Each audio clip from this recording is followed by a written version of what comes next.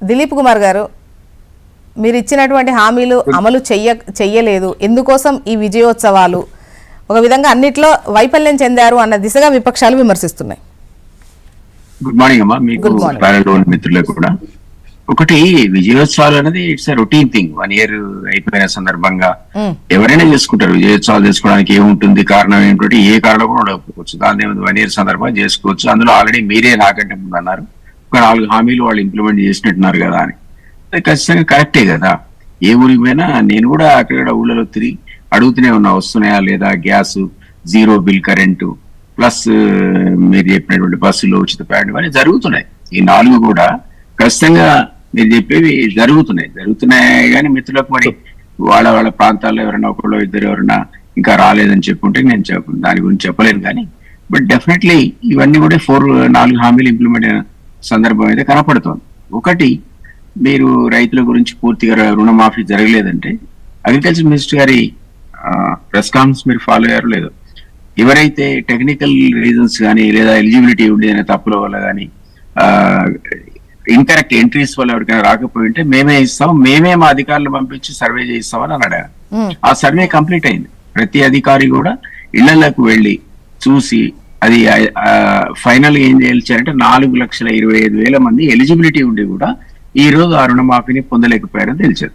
దానికి ఈ రోజు క్లియరెన్స్ కావాలి. సపోజ్ ఒక నాకు తెలిసి అంచనా ప్రకారంగా 3,000 crores ఆర్ 4,000 crores కనుక ఇప్పుడు మళ్ళీ రిలీజ్ అయిపోతే వాళ్ళందరికీ కూడా అందుతుంది. ఇది 10 ఏళ్లలో బీఆర్ఎస్ చేయలేకపోయింది కదా. చివరి ఇన్స్టాల్మెంట్ 10th year లోపల చేస్తే ఆ 7,000 crores ఎలక్షన్ కమిషన్ ఎలక్షన్స్ వచ్చాయని ఫ్రీజ్ చేసింది. సో దానికంటే ముందు 1 year, విదిన్ 1 year లోపల 7-8 నెలల లోపల చేయగలిగాం కదా. సో దానికన్నా సెలబ్రేట్ చేసుకోవచ్చు కదా. పక్కకు పెట్టండి, 50,000 ఉద్యోగాలు ఇచ్చినందుకన్నా సెలబ్రేట్ చేసుకోవచ్చు కదా. కానీ రుణమాఫీ చేశారు, రైతు బంధు ఇవ్వకుండా ఆపారు.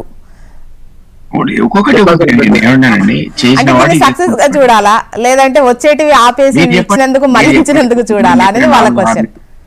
మీరు చెప్పండి నాకు, మీరు చెప్పిన 4 హామీలు కాకుండా ఒక దాదాపు 22 లక్షల మందికి రుణమాఫీ చేసినందుకు, అదే విధంగా ఇంకొక ఐటమ్ ఏమని చెప్పారు, 1,50,000 మందికి ఉద్యోగాలు ఇచ్చినందుకు, ఇవైతే ఈ 6 అంశాలకైతే సెలబ్రేట్ చేసుకోవచ్చు కదా.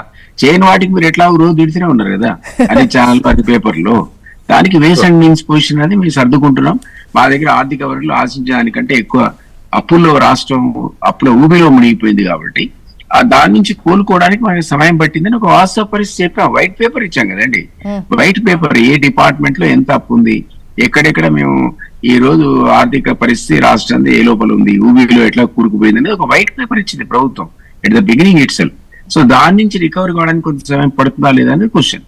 ఒకటి, ప్రజలు ఇచ్చిన మ్యాండేట్ 5 years అండి. మీరు అన్నట్టుగా ఎప్పుడో మేము మొదటి రోజే సంతకం పెడతాం అని ఉండొచ్చు. దానికి అవకాశం లేనప్పుడు ఒక్కొక్కటి క్రమక్రమంగా మేము ఒక్కొక్కటి ఇంప్లిమెంట్ చేసుకుంటూ వస్తున్నాం. మీరు చెప్పిన 4 ప్లస్ నేను చెప్పిన 2 కలిపి 6 ఇంప్లిమెంట్ అయినాయి.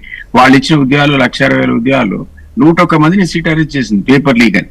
ఎన్ని పేపర్ లీక్ అయినాయో, ఏ రస్మదీయులకు ఇచ్చుకున్నారో, ఎవరు వాళ్ళ కార్యకర్తలకు ఇచ్చుకున్నారో దేవుడికి తెలుస్తుంది. ఎంక్వైరీ కంప్లీట్ అయితే తెలుస్తుంది. కాబట్టి వాళ్ళకి సెలబ్రేట్ చేసుకోవడానికి ఏం మిగలేకపోతేనే ప్రజల అధికారాన్ని తీసేసి పక్కకు కూర్చోబెట్టారు. మాకు సెలబ్రేట్ చేసుకోవడానికి 5-6 అంశాలు చాలు కదా. ఎస్, మిగిలిన అంశాల లోపల నేను కూడా అంగీకరిస్తున్నా, అందులో ఆలస్యం జరిగిన మాట వాస్తవమే.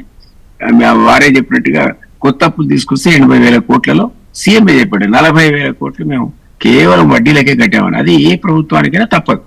Because government is continuous process. అది ఒకళ్ళు చేశారు కాబట్టి వాళ్ళు ఎగ్గొట్టడానికి వీలుండదు. కాబట్టి కడతాం.